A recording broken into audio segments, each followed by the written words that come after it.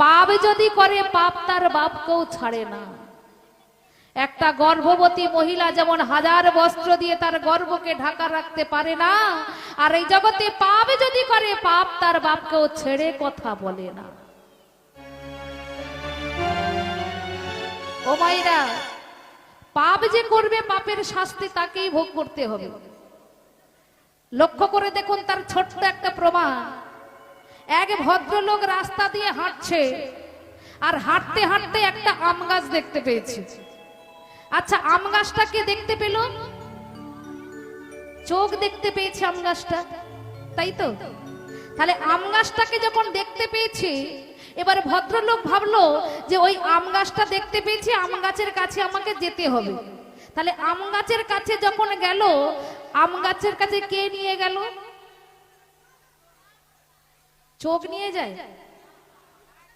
যাওয়ার জন্য এই দুটো পায়ের দরকার হয় না?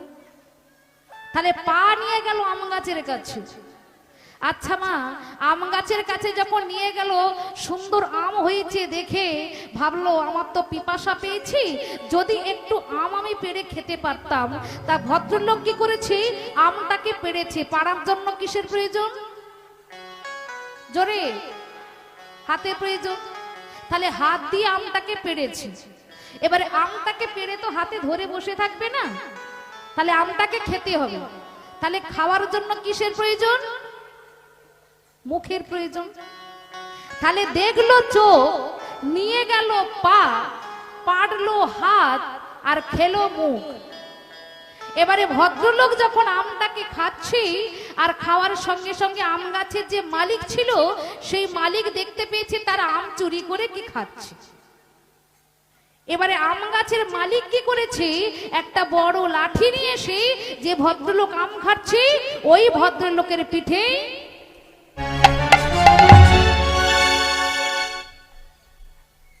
ও মায়েরা, পিঠের কিছু ভূমিকা ছিল? হ্যাঁ, চোখ দেখেছে, পা নিয়ে গেছে, হাত পেড়েছে, মুখ খেয়েছে, কিন্তু পিঠের ভূমিকা ছিল না। কিন্তু পিঠকে মার খেতে হয়েছে। এবারে আপনারা বলুন, মার যখন হয়, মার খেলে কষ্ট হলে আমাদের জলটা কোথা থেকে আসে? মার যখন পড়েছে, ভদ্রলোকের যখন কষ্ট হচ্ছে, তখন ভদ্রলোকের কষ্টে চোখ দিয়ে জল পড়ছে। তাহলে প্রথম কে দেখেছিল? এই চোখই দেখেছিল। তাহলে কষ্ট পেতে হলো এই চোখকে, এই চোখকেই কষ্ট পেতে হলো, তাই না? তাই যেমন কর্ম তেমন ফল। নিতাই গৌর প্রেমানন্দে হরি বল, হরি হরি বল। এমনে বাউলা গাছের কষলে গেছে, গুরু ধুয়ে দাও জ্ঞান সাবানি, গুরুই আমার মনের ময়লা যাবে কেমনে।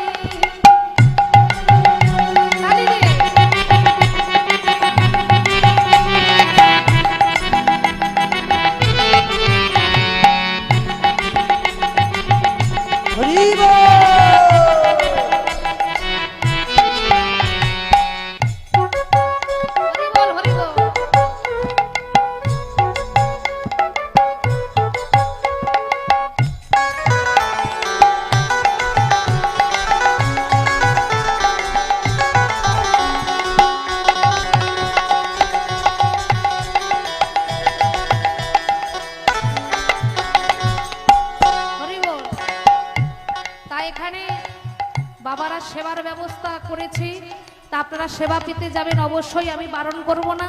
তবে সেবা পেয়ে এসে আবার এই জায়গাতে বসবেন। আর যারা বসে আছেন, যারা ভাবছেন যে আমার সঙ্গে একসঙ্গে সেবা পাবেন, তারা বসবেন। আর যারা মনে করেন না আমাদের সেবা পেতে হবে, তারা সেবা পেয়ে আবার বসে যাবেন। নিতাই গৌর প্রেমানন্দে হরি বল, হরি বল, হরি বল। এমনে কমিটির পক্ষ থেকে সমস্ত ভক্তবৃন্দদের কাছে আমাদের বিনীত নিবেদন, সবাই প্রসাদ পেয়ে যাবেন। কমিটির পক্ষ থেকে সমস্ত ভক্তবৃন্দদের কাছে আমাদের নিবেদন, সবাই প্রসাদ পেয়ে যাবেন।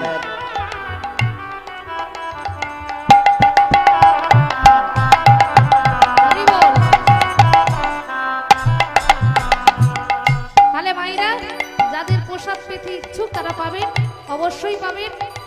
তবে যারা কীর্তন শুনছি যখন যাবে আস্তে আস্তে যাবে, কারণ মন দিয়ে যারা শুনছে যদি আনমনা হয়ে যায় তাহলে এই জায়গা থেকে সরে যাবে, তাই না? তারা যারা প্রসাদ পেতে ইচ্ছুক তারা অবশ্যই যাবে, কারণ বাবারা প্রসাদের ব্যবস্থা করেছে।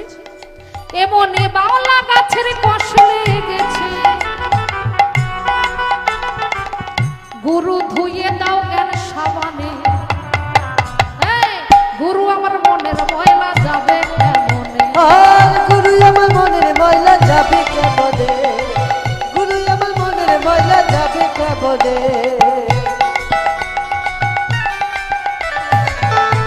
সবাই তালি দিয়ে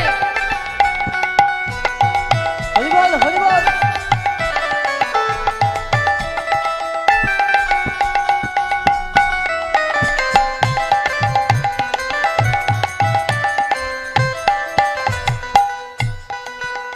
যদি অন্য ময়লা হয়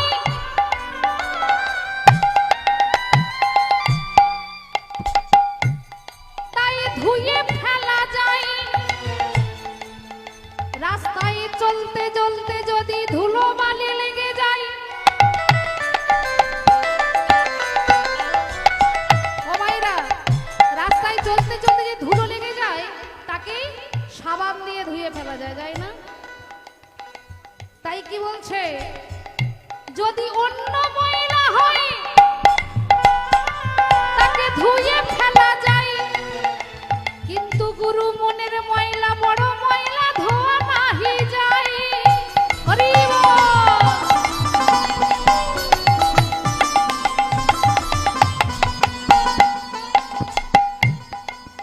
ও যার কুক্ষানে হয়েছে জনম,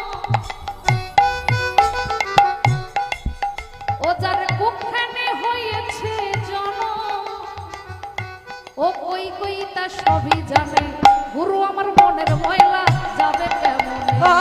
গুরু আমার মনের ময়লা যাবে কেমনে, গুরু আমার মনের ময়লা যাবে কেমনে, গুরু আমার মনের ময়লা যাবে গুরু ধরি ধরি গুরু আমার মনের ময়লা যাবে কেমনে, গুরু আমার মনের ময়লা যাবে কেমনে, গুরু আমার মনের ময়লা যাবে কেমনে, গুরু আমার মনের ময়লা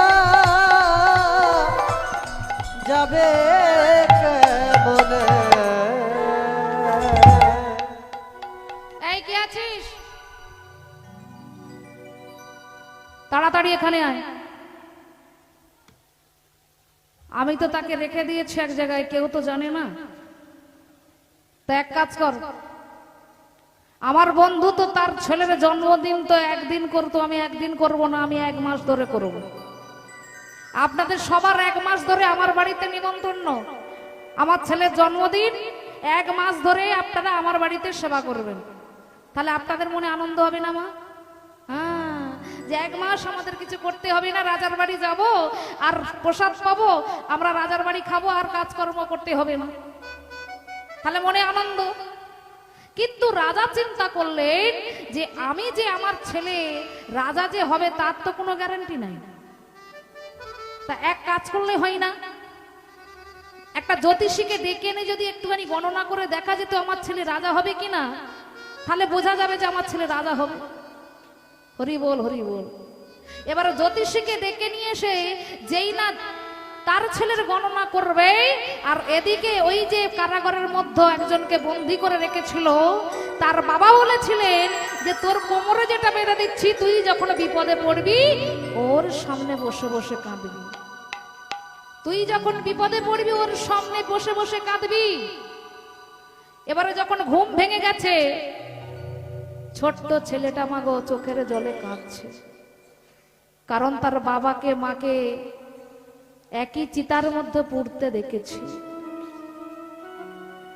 ছেলেটা চিন্তা করলো আমার বাবাও চলে গেল, মাও চলে গেল, তাহলে আমার আর বেঁচে থেকে কি হবে, আমি আর বাঁচতে চাই না দয়াময়।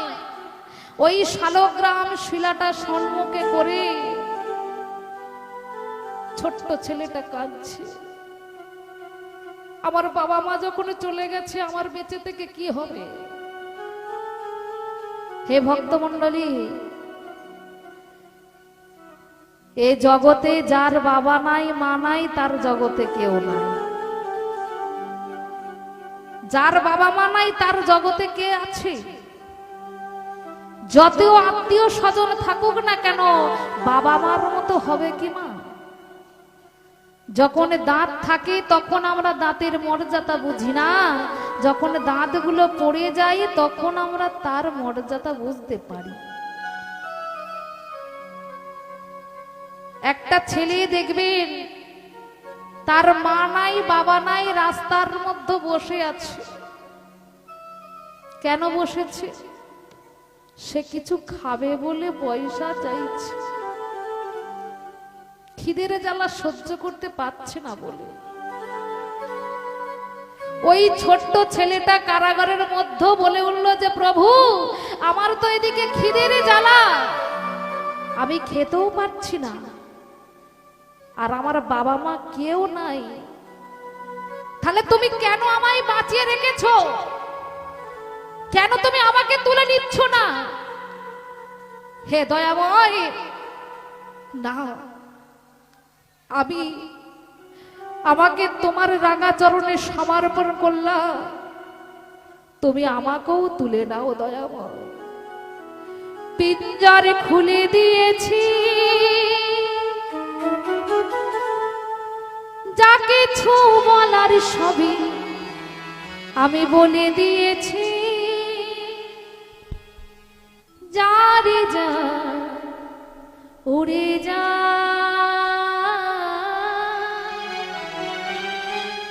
যা রে যা, উড়ে যা।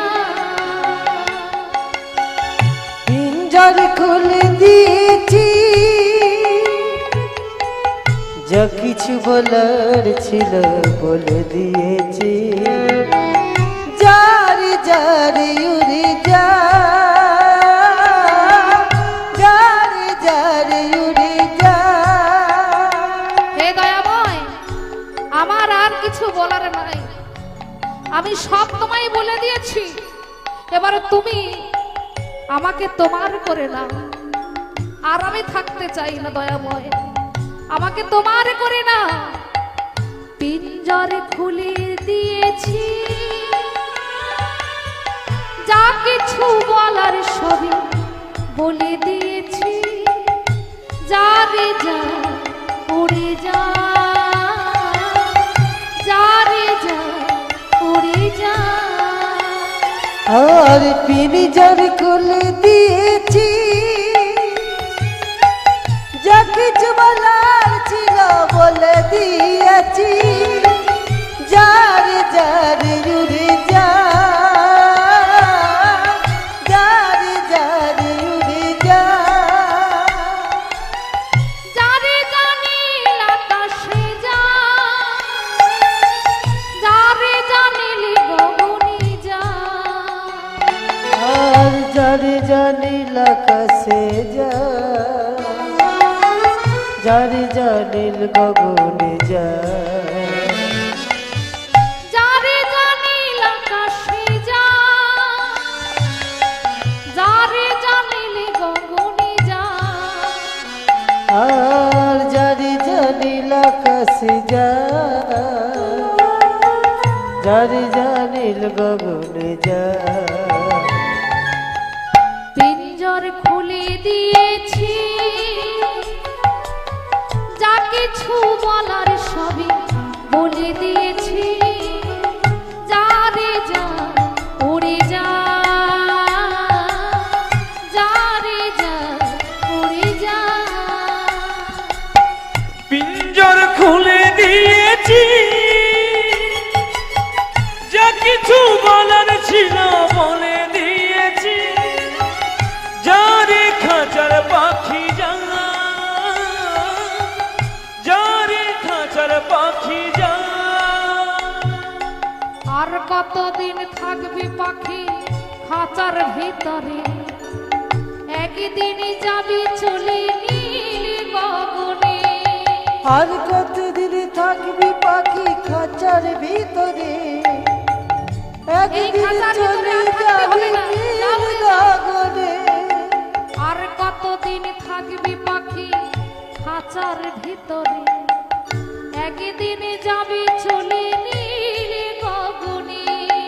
আর কতদিন থাকবি পাখি খাঁচার ভিতরে, একদিন যাবি চলে নীল গগনে। যারে জানিল গগনে যা, যারে জানিল আকাশে যা, যারে জানিল গগনে যা, যারে জানিল আকাশে যা। পিঞ্জর খুলে দিয়েছি, যা কিছু বলার সবই বলে দিয়েছি। যারে যা উড়ে যা, যারে যা উড়ে যা। আর পিঞ্জর খুলে দিয়েছি, যা কিছু বলার ছিল বলে দিয়েছি। যারে যারে উড়ে যা, যারে যারে উড়ে যা। যারে যারে উড়ে যা, যারে যারে উড়ে যা। যারে যারে উড়ে যা। ওমা হরি নামে, হরি নামে, হরি নাম করলে ভগবানকে ডাকলে ভগবানকেই আসতে হবে। বাবা যে শালগ্রাম শিলাটা যে তার হাতে দিয়েছিল, সে যে বসে তার মনের কথা ভগবানকে জানিয়েছে, ভগবান তার মনের কথা শুনেছে। আপনা হতে দেখতে পাচ্ছে কারাগারের দরজাটাকে খুলে দিয়েছে। গুটি গুটি পায়ে ওই রাজপ্রাসাদে এসে হাজির হয়েছে। আর যিনি গণনা করতে এসেছেন তিনি কি করেছেন, রাজামশাইকে বললেন যে রাজামশাই, আপনার ছেলে রাজা হবে কিনা বলতে পারবো না, তবে এটা কাদের ছেলে? এই ছেলেই কিন্তু ভবিষ্যতেই রাজা হবে। এই ছেলেটাই কিন্তু ভবিষ্যতে রাজা হবে। ওমা, রাজা যদি তার ছেলের গণনা করতে আনে, সে যদি পাশের ছেলেটাকে বলে এ রাজা হবে, তাহলে রাজার রাগ হবে না? রাজা তো রাগ হবে। তার রাজা চিন্তা করলেন যে আমার ছেলের গণনা করতে আনলাম, এ বেটা এর গণনা করেছে। এই কে আছিস? কালুয়া, এই শোন, ওই জ্যোতিষীকে, হ্যাঁ হাই তো বসে আছে খুঁটির ধারে, খুঁটির ধারে বসে আছে, দেখতে পাচ্ছিস না? দেখতে পেয়েছিস? ওই জ্যোতিষীকে আমার ছেলের গণনা করতে আনতে এনেছিলাম। ও বেটা জ্যোতিষী আমার ছেলের গণনা না করে ওর গণনা করেছে। কিন্তু এ বেটা বেরোলো কি করে? এক কাজ কর, এই শোন, এই জ্যোতিষীকে টানতে টানতে নিয়ে গিয়ে কারাগারে বন্দি করবি। আর ওই ছেলেটাকে দেখতে পাচ্ছিস? দেখ ভালো করে।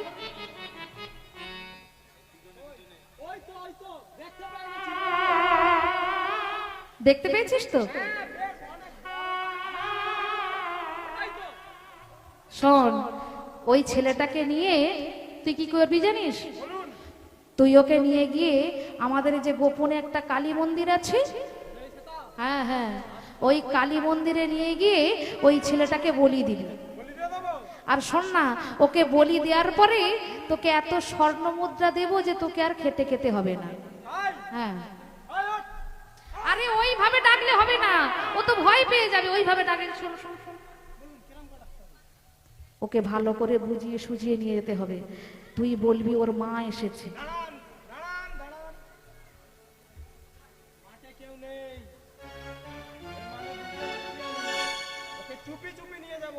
হ্যাঁ, ওকে চুপি চুপি নিয়ে যাবি, বলবি তোর মা এসেছে। ও তাহলে মাকে দেখার আশায় তোর সঙ্গে চলে যাবে। ঠিক আছে, যাতে ওই ছেলেটাকে ডেকে নিয়ে আয়।